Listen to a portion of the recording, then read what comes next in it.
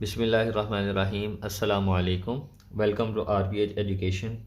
आज हमारे पास biology 10th class chapter number 3 है, कोऑर्डिनेशन एंड कंट्रोल। आज उसका इंट्रोडक्शन हम डिस्कस करेंगे। तो सबसे पहले हमने कोऑर्डिनेशन की डेफिनेशन देखनी है। कोऑर्डिनेशन की डेफिनेशन देखने से पहले हम ऑर्गेनिज्म का कुछ सिस्टम के बारे में डिस्कस करते हैं। तो हमारे पास ऑर्गेनिज्म के अंदर मल्टी सेलुलर ऑर्गेनिज्म जो है वो कोऑर्डिनेशन शो करते हैं। तो हमारे पास मल्टी सेलुलर ऑर्गेनिज्म मुश्तमिल होते हैं। Organism consist of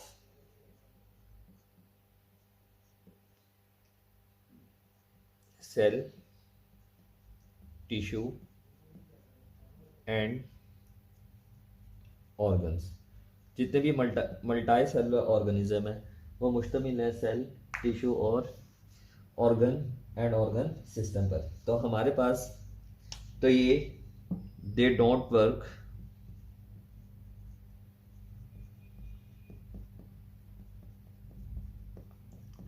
independently.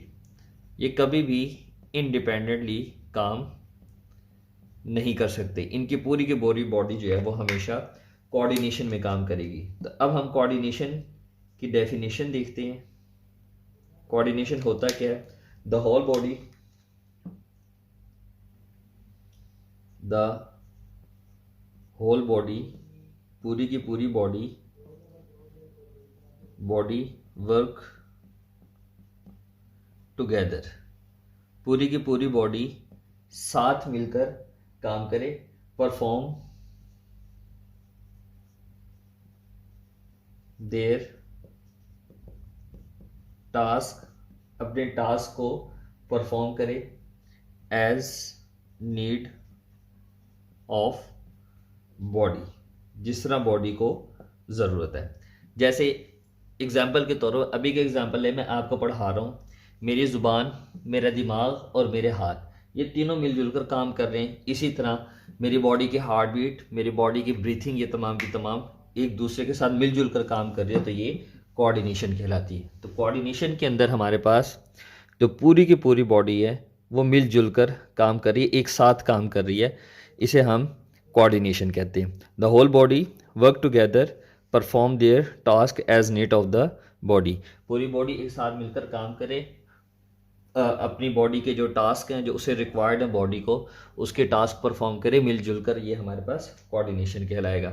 अब हम बुक के मुताबिक एग्जाम्पल लेते हैं। अब बुक के मुताबिक जो एग्जाम्पल है हमारे पास उसको हम देखते हैं। अ पर्सन रन, एक इंसान भाग रहा है। His legs, brain, heart, hands, all are work together. पूरा का पूरा बॉडी सिस्टम जो है एक साथ मिलजुल कर काम कर रहा है। तो ये हमारे पास कोऑर्डिनेशन कहलाएगा। अब मिलजुल कर किस तरह काम कर रहा है? टांगे चल रही हैं, ब्रेन उसके साथ कोऑर्डिनेट कर रहा है कि किस टांग को पहले लेकर जाना है, किसको बाद में लेकर आना है। हार्ट बीट इंक्रीज हो रही है, हमारे हाथ हमारी बॉडी के बैलेंस को रख रहे हैं। तो अब ये तमाम के तमाम हमारा ब्रीथिंग जो है वो ब्रीथिंग रेट इंक्रीज हो जाता है। अब ये बॉडी के तमाम ऑर्गन्स मिलजुल कर काम कर रहे हैं, वर्क टुगेदर कर रहे हैं। तो ये हमारे पास कोऑर्डिनेशन कहलाएगा। अब हमारे पास टाइप्स होती है कोऑर्डिनेशन की। टाइप्स हमारे पास कोऑर्डिनेशन की होती हैं, वो दो है। एक है हमारे पास नर्वस कोऑर्डिनेशन और एक होता है हमारे पास केमिकल कोऑर्डिनेशन। तो पहली जो है वो हमारे पास नर्वस कोऑर्डिनेशन।